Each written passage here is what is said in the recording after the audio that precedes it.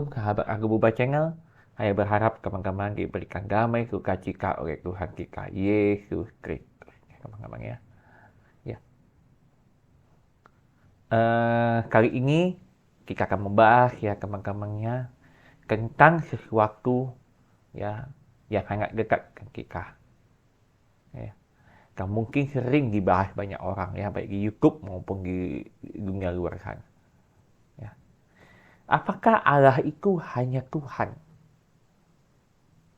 Aku kolokasinya apakah hanya terbatas kepada Tuhan sang pencipta langit dan bumi?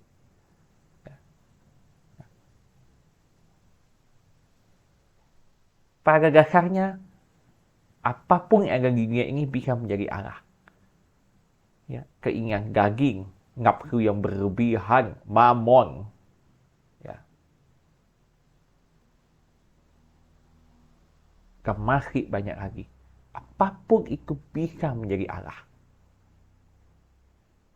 Oke teman-teman, tapi sebelum itu kita akan baca dulu satu firman Tuhan ya teman-temannya. Yang kali ini kita ambil dari Keluaran 32 ayat 1 sampai 4 ya teman-teman ya. Ketika bangsa itu melihat bahwa Musa mengundur-undurkan turun dari gunung itu, maka berkumpullah mereka mengerumuni Harun dan berkata kepadanya, "Mari buatlah untuk kami Allah yang akan berjalan di depan kami. Sebab Musa ini orang yang telah memimpin kami keluar dari tanah Mesir. Kami tidak tahu apa yang telah terjadi dengan dia." Lalu berkatalah Harun kepada mereka, "Tanggalkanlah anting-anting emas yang ada pada telinga istrimu, anakmu laki-laki dan perempuan, dan bawalah semuanya kepadaku." Lalu seluruh bangsa itu menganggalkan anting-anting emas yang ada pada telinga mereka dan membawanya kepada Harun. Dikerimanya lah itu dari tangan mereka, dibentuknya dengan pahat dan dibuatnya lah daripadanya anak lembu tuangan. Kemudian berkatalah mereka, "Hai Israel, inilah Allahmu yang telah menuntun engkau keluar dari tanah Mesir." Ya. Demikian pembacaan firman Tuhan. Ya.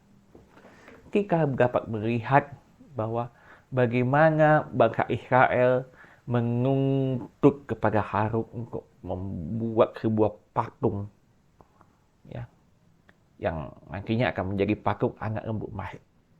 Karena mereka kecewa kepada Musa. Karena Musa terlalu lama di Gunung Sinai. Ya.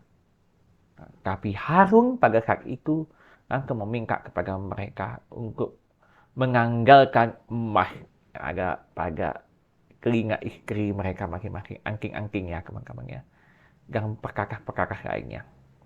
Dan akhirnya dibuatlah oleh Harun patung tersebut.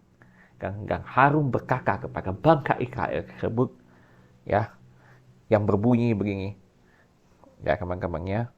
Kemudian berkatalah mereka, "Hai Israel, inilah Allahmu yang telah menuntun engkau keluar dari tanah Mesir."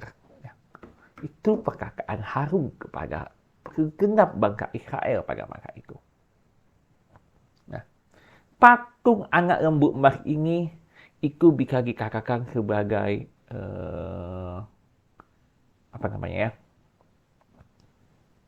bahwa itu sebagai sebuah tanda bentuk bahwa itulah Allah yang hadir di tengah-tengah mereka.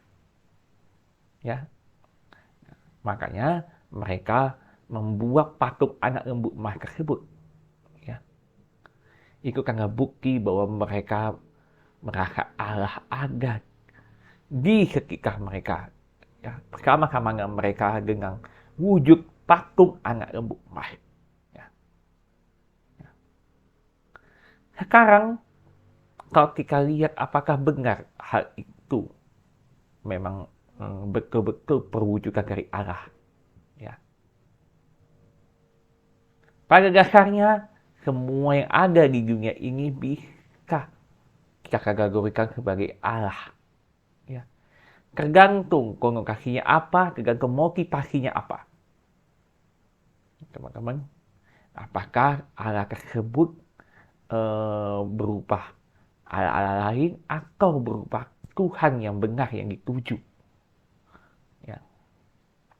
Tergantung dari sisi mana kita bisa melihatnya. Ya. Nah, banyak persepsi di luar sana yang menyatakan bahwa Allah itu harus berwujud besar, bercahaya dan sebagainya. Ya, mengampakkan diri dimanapun ia mau dan kepada siapapun dia mengampakkan diri dan sebagainya.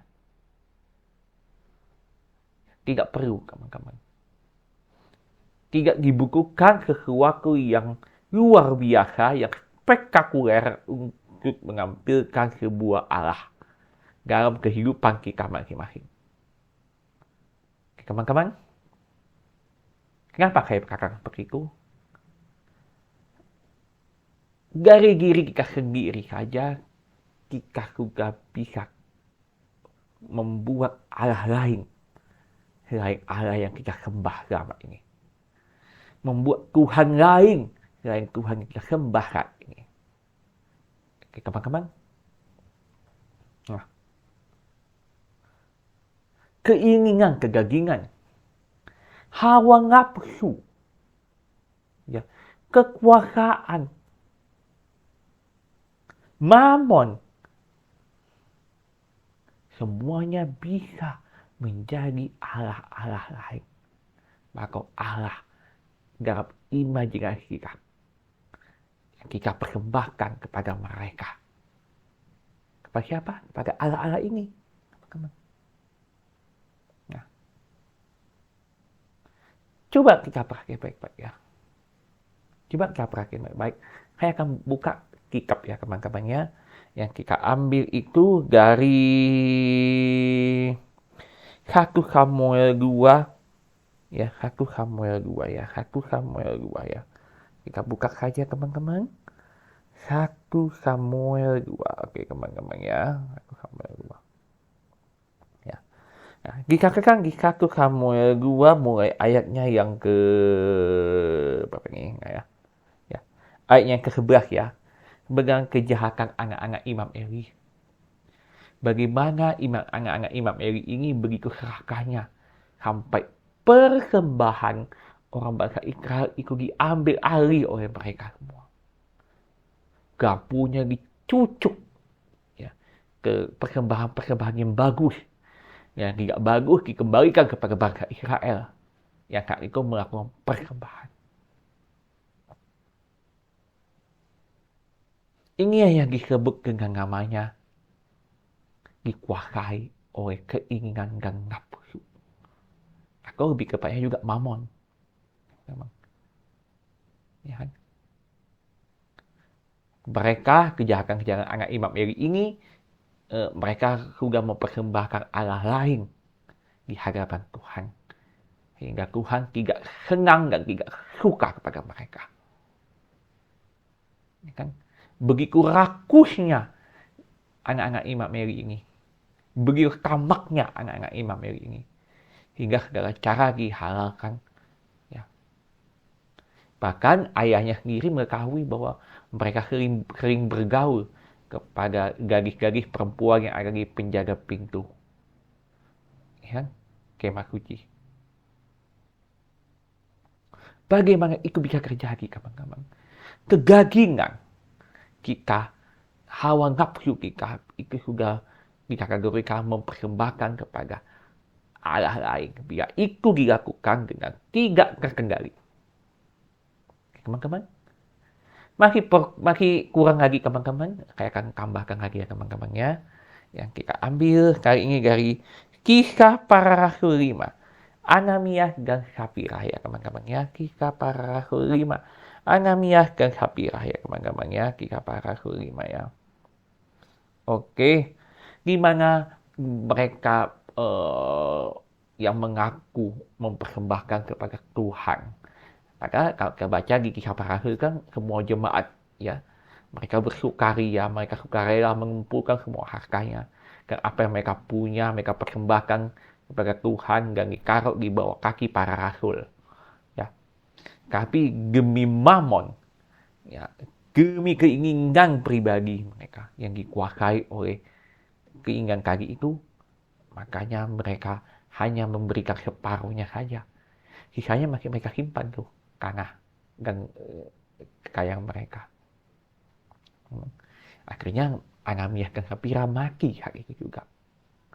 Kenapa hal itu bisa terjadi? Karena uh, itulah mereka mempersembahkan kepada Allah-Allah lain, kepada para Allah teman-temannya. Ya. Mereka mempersembahkan diri mereka kepada Mammon. Begitu serakahnya mereka. Padahal mereka sudah berjanji akan menyerahkan semuanya kepada Tuhan, tapi ternyata tidak. Mereka lebih memilih mempertahankan hartanya, hanya separuh yang mereka berikan kepada Petrus, ya, para rasul, ya. Nah, itulah Mammon. Kita dikuasai oleh Mammon, ayah-ayah ini, kawan-kawan. Kita dikuasai oleh uang, kawan-kawan, ya. Oleh hawa nafsu kita, oleh keinginan kedagingan kita, teman-teman. Itulah kita sudah menyembah kepada Allah-Allah lain, kepada Allah yang tidak kita kenal, dan kita berbakti kepadanya, teman-teman. Makanya ada firman Tuhan mengatakan, tidak mungkin kita menyembah kepada dua Tuhan, ya teman-teman, ya. Ya, itu benar, teman-teman. Pasti aku akan ditinggalkan, yang aku akan diikuti. Gak mungkin dua-duanya. Itu memang faktanya, teman-teman, ya. Nah, kalau kita membaca lagi ya, teman-teman, ya, di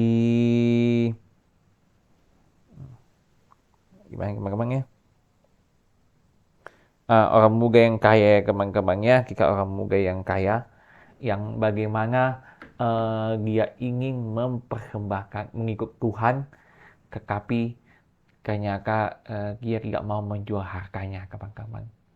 Ya kan? Kenapa? Karena dia begitu cinta sama hartanya tersebut. Itulah Mammon, kawan-kawan. Itulah Mammon. Ya, akhirnya dikatakan Tuhan, jual hartamu dan ikut aku. Tapi ternyata dia tidak mau menjual hartanya, kawan-kawan. Nah, ada juga kisah di Yohanes 12 ya, teman-temannya, di Yohanes 12 kalau nggak salah, di mana ternyata Yudas Iskariot mengaku hal yang sama juga, ya teman-teman, ya, sering mencuri uang kas, teman-teman, ya. Bayangin uang kas, perjalanan mereka hilang, teman-teman, ya. Itulah dia, teman-teman. Dia bukan berbakti kepada Tuhan Yesus, kepada Allah yang benar, tapi kepada Allah yang tidak dikenal, yaitu Mammon, keinginan, kedagingan, keserakahan. Ya. Nah, sekarang bagaimana caranya kita bisa mengetahui mana Allah yang kita sembah, mana yang bukan, teman-teman, ya. Mana Allah yang benar-benar berasal dari dunia, mana Allah yang berasal dari surga, Allah yang sebenarnya. Karena begitu banyak para Allah di dunia ini, ya teman-teman, ya. Begitu banyak para Tuhan yang ada di dunia ini, teman-teman. Saya lebih cenderung, lebih cocok sebenarnya Tuhan, ya, sebenarnya. Tuhan lain, ya. Tuhan-Tuhan lain. Ya. Karena orang-orang ini cenderung mempersembahkan dirinya kepada Tuhan lain. Ya. Tuhan kok disederhanakan lagi Tuhan, sebenarnya, teman-teman, ya. Kata sederhananya adalah Tuhan. Ya. Nggak mungkin kita mengabdi kepada dua Tuhan, ya teman-teman, ya. Jadi bagaimana kita mengetahui mana Tuhan yang benar, mana Tuhan yang tidak, teman-teman. Ya. Ya, kita harus kembali kepada diri kita. Kita harus berkaca kepada diri kita. Ya kan? Kita harus tahu gimana ingin kita berada, teman-teman. Renungkan baca firman. Ya, teman-teman ya. Ya. Itu adalah salah satu cara kita menemukan Tuhan yang benar, teman-teman. Apalagi selain merenung dan baca firman, berdiakonia.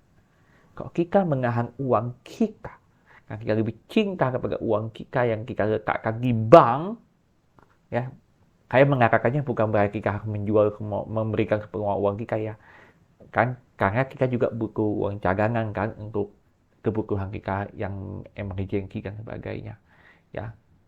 Walaupun saya percaya Tuhan pasti akan mencukupi kita sebenarnya. Tapi kalau Anda menahan uang tersebut dan lebih memilih untuk menyimpannya daripada berdiakonia, itu bagi Anda sudah mempersembahkan diri kepada tuan mamon dan tuan-tuan lainnya. Teman-teman, jadi banyak para tuan di dunia ini, tapi mana tuan yang benar? Renungkan, baca firman, dan juga berdiakonia. Oke? Tapi bukan itu aja, Anda harus mencari tuan itu sendiri. Saya 3 hal lagi, teman-teman. Carilah dulu. Carilah kerajaan Allah. Kesemuanya akan ditambahkan kepadamu. Ya, teman-teman ya. Itu lagi ya, teman-teman. Renungan firman kita untuk kali ini, teman-teman. Kiranya menjadi berkat dan sukacita bagi kita semua. Mari kita bersatu dalam doa. Terima kasih Bapa Allah yang berkata di dalam kerajaan surga. Kami akan mendengarkan firman-Mu, kami akan mendengarkan renungan firman-Mu dan curahkan hatimu. Biar ini menjadi berkat dan sukacita bagi kami semua dan menjadi pelajaran bagi dalam hidup kami Tuhan. Kami ingin dituntun oleh Engkau, kami ingin diberikan jalan terbaik oleh Engkau Bapa. Baik Tuhan Yesus, biar kami merenungkan firman ini dan kami lakukan sesuai dengan kehendak-Mu. Dalam nama Bapa di surga, melalui anak-Mu Kristus, kami berdoa. Kami mengucap syukur dan berterima kasih. Amin. Sampai jumpa di episode berikutnya. Bye-bye.